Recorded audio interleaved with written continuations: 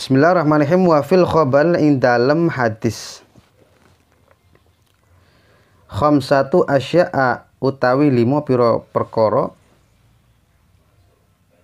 samun iku samun racun qatilun kang mateni wa khamsatun utawi 5 ukhra kang weneh tiryaquha iku penaware. Jadi dalam sebuah hadis dikatakan bahwasanya ada lima racun yang mematikan, dan 5 racun yang mematikan tadi juga terdapat 5 macam penawarnya. Bismillahirrahmanirrahim. Fad dunya mongko utawi dunya iku samun racun qatilun kang mateni wa zuhdu utawi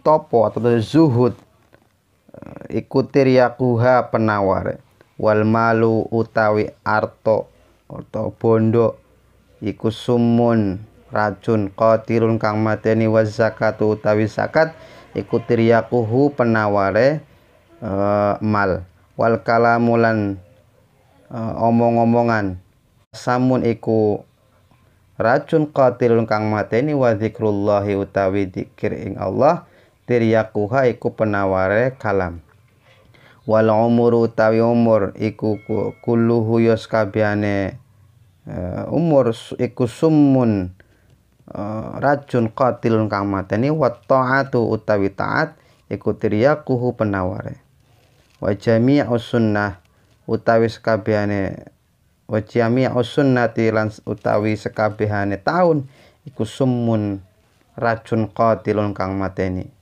wa syahru ramadhan lan bulan Ramadan iku tiryaquha penaware taun.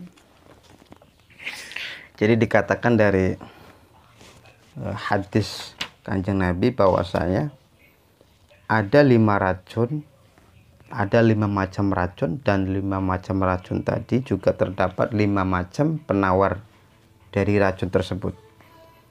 Jadi kemudian yang pertama fad dunya summun qatilun wa zuhdu tiryaquha. Yang pertama adalah dunia. Dunia ini diibaratkan sebagai racun. Lalu hadis tadi bahwasanya dunia itu racun karena begitu banyak hal-hal yang bisa melalaikan kita semua ketika hidup di dunia. Maka dunia yang kemudian sedang kita jalani bisa menjadi sebuah racun yang membahayakan buat diri kita sendiri atau buat kita semuanya. Jadi maka dunia diibaratkan sebagai racun. Kenapa dunia diibaratkan sebagai racun? Karena begitu banyak hal-hal yang bisa melalaikan apabila tidak kita bisa mengontrol dan menahan diri terhadap dunia yang sedang kita jalani di dunia ini. Maka ketika seandainya dunia ini diibaratkan sebagai racun, maka zuhud adalah penawarnya. Zuhud itu bisa diartikan sebagai bukan diibaratkan zuhud itu tidak kaya atau kemudian tidak punya apa-apa, tetapi zuhud ini berbagai macam pendapat, ulama juga berbeda-beda, tetapi zuhud yang kemudian dari versi lain bahwasanya zuhud itu bukan berarti tidak punya apa-apa, tidak miskin, tidak, tetapi zuhud itu hilangnya rasa cinta tentang dunia dalam hati kita.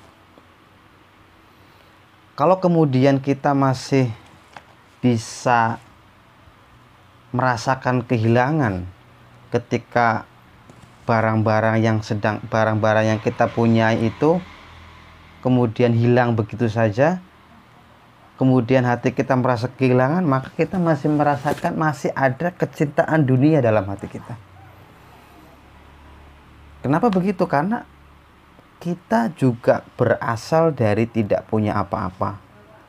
Kemudian dari tidak punya apa-apa, kemudian punya apa-apa, kemudian setelah punya apa-apa, kemudian tidak punya apa-apa, hilang gitu. maka seharusnya tidak perlu kita kehilangan sesuatu, karena memang dari awal pun kita tidak memiliki apa-apa. Jadi tidak perlu ada yang kemudian dirasakan sebuah kehilangan. Ya, jadi zuhud itu hilangnya cinta dunia dalam hati kita. Jadi ketika kita kehilangan sesuatu, ya kalau kemudian merasakan sedih wajar, tetapi dalam hati ini jangan sampai ada merasa kehilangan yang begitu teramat gitu. Kehilangan handphone, kehilangan laptop, kehilangan barang-barang yang lainnya. Kalau kemudian memang itu hilang, ya sudah. Jangan kemudian kita, karena memang dari awal pun kita memang tidak punya apa-apa. Kemudian Allah lah yang kemudian membuat kita punya apa-apa. Setelah kemudian kita punya apa-apa, punya barang ini dan itu, kemudian diambil oleh Allah, ya sudah, tidak apa-apa. Ya, itu zuhud. Kalau kemudian ada juga pengertian tawakal yang lain, bahwasanya tawakal itu pasrah. Pasrah dalam arti ada sebuah redaksi kitab yang mengatakan bahwasanya yang benar-benar tawakal itu ketika kita punya apa-apa, punya sesuatu, punya rezeki bersyukur, ketika tidak punya sesuatu juga bersyukur, menerima. Ketika kita tidak punya, ketika kita punya sesuatu rezeki, maka bersyukur. Ketika tidak punya sesuatu, kita kemudian juga menerima. Jangan sampai ketika kita hanya menerima ketika punya rezeki, tetapi pada saat kita tidak punya apa-apa, tidak punya rezeki, kita tidak menerima, maka itu bukan tawakal. Tawakal yang sebetulnya adalah pada saat kita punya rezeki ataupun tidak punya rezeki, ya kita harus menerima. Nah, itu tawakal kepada Allah. Kalau kemudian pada saat kita tidak punya apa-apa, kita belum bisa menerima, maka kita belum tawakal kepada Allah. Belum yang namanya tawakal. Lanjut ya. Bismillahirrahmanirrahim. Wal malu sammun qatilun waz zakatu tiryaquhu wal kalam. Yang kedua yang diibaratkan sebagai racun adalah harta benda. Harta benda diibaratkan sebagai racun. Apa penawarnya? Ya baik, ya betul, kemudian harta benda bisa. Kenapa harta benda diibaratkan sebagai racun? Karena harta benda itu bisa dipergunakan tergantung orang yang mempergunakan. Seandainya kemudian orang yang mempergunakan bisa menjadikan sebuah kemanfaatan, maka harta benda bisa bisa bermanfaat buat diri kita. Apabila kemudian harta benda tidak digunakan secara bermanfaat, maka harta benda itu bisa sebagai racun yang bisa membahayakan diri kita. Bisa digunakan untuk membeli hal-hal yang dilarang oleh syariat, narkoba, minuman keras, dan yang lain-lain. Kemudian banyak sekali yang bisa digunakan. Harta benda itu digunakan untuk melakukan apapun pada zaman akhir ini. Apa saja bisa digunakan, apa saja dilakukan untuk mendapatkan harta benda. Jadi ingat, harta benda bisa menjadi sebuah racun yang berbahaya buat hidup kita. Maka apa penawarannya?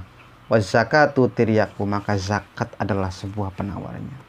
Zakat itu membersihkan, mensucikan harta benda itu sendiri, juga mensucikan orang yang memiliki harta benda itu sendiri.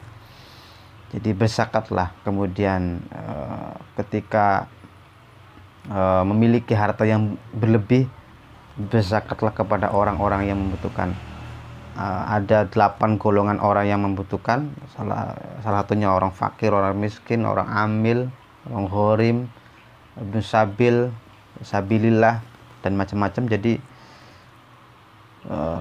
jadikan zakat harta yang kemudian kita miliki bisa kemudian membantu menolong tangga-tetangga kita, saudara-saudara kita, terutama dari lingkungan yang terdekat dulu. Apalagi kemudian situasi sekarang sedang tidak kondusif dengan adanya wabah COVID-19, maka banyak sekali saudara-saudara kita yang kemudian sangat kemudian terbatas perekonomiannya karena aktivitas yang kemudian seperti biasanya itu tidak bisa dilakukan karena usaha pemerintah dan kita semua saling membantu untuk memutus mata rantai virus COVID-19, maka tentunya banyak sekali saudara-saudara kita yang kemudian sangat membutuhkan karena hilangnya pekerjaan, kemudian ekonominya, penghasilan makin kecil, bahkan ada yang tidak memiliki penghasilan sama sekali. Maka harta yang bagi orang-orang yang memiliki harta benda yang berlebih, yang banyak, maka inilah adalah momen yang tepat untuk kemudian saling membantu saudara-saudara kita, menyalurkan apa yang kita miliki sehingga bisa dimanfaatkan. Maka uluran tangan kita melalui harta benda itu bisa sangat membantu dan meringankan saudara-saudara kita semua yang kekurangan. Maka zakat bisa menjadi sebuah penawar yang sangat hebat dari racun yang namanya harta benda. Kemudian wal kalamu summun qatilun wa dzikrullah tiryaquhu wal umur. Kemudian yang berikutnya adalah perkataan. Perkataan itu juga bisa, perkataan diibaratkan sebagai racun, maka tiryaquhu dzikrullah, mengingat Allah. Zikir kepada Allah, kemudian mengingat Allah. Karena perkataan ini bisa menjadi sebuah pedang yang bisa menghunus siapapun. Maka hati-hati, perkataan ini bisa menjadi racun buat diri kita sendiri, buat kemudian keluarga kita sendiri. Maka berhati-hatilah kemudian dalam berkata, karena perkataan itu ketika perkataan itu bisa menjadi sebuah racun buat diri kita sendiri. Maka penawarnya adalah zikrullah. Gunakan lisan kita atau kemudian perkataan kita untuk selalu mengingat Allah dalam berbagai kondisi. Maka itu bisa menjadi penawar buat perkataan-perkataan kita. Kemudian wal umur kulluhu summun qatilun wa ta'ah. Apabila seandainya seluruh umur itu adalah racun, maka taat kepada Allah adalah sebuah penawarnya. Seandainya seluruh umur hidup itu adalah racun, karena seandainya dalam perjalanan umur kita banyak sekali yang melakukan hal-hal buruk, maka taat kepada Allah adalah sebuah penawar yang sangat dahsyat. Taat, nurut, manut, sendiko dawuh, apa saja yang kemudian Allah perintahkan kita ikuti. Apa yang kemudian Allah takdirkan kepada kita, kita terima. Apa yang Allah kemudian berikan kepada hidup kita, kita jalani, kita kemudian syukuri. Maka itu akan menjadi sebuah penawar yang hebat. Ketika seandainya seluruh umur hidup kita sebagai racun, maka taat kepada Allah itu sebagai penawar yang sangat hebat buat hidup kita. Kemudian wa jami'us sunnati summun qatilun wa syahru ramadhana tiryaquhu. Dan yang terakhir adalah apabila seandainya seluruh tahun itu adalah racun, maka syahrul ramadhan adalah penawarnya.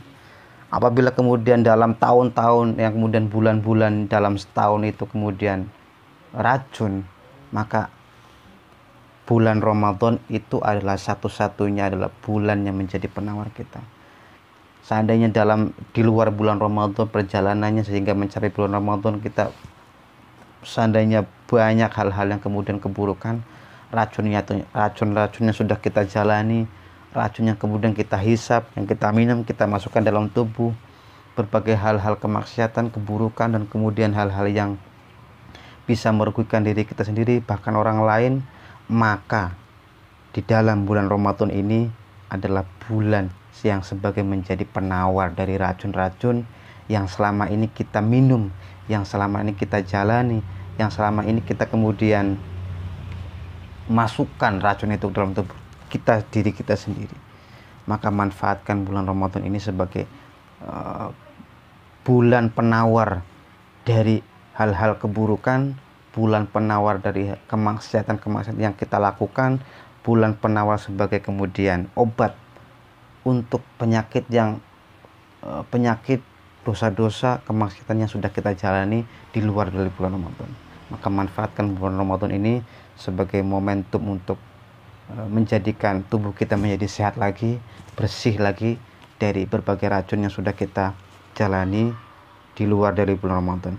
Maka Ramadan mudah-mudahan bisa menjadi penawar yang hebat buat kita, sehingga ketika kita masuk ke dalam Idul Fitri, kita kembali lagi sebagai orang yang fitrah suci seperti bayi yang baru lahir, insyaallah.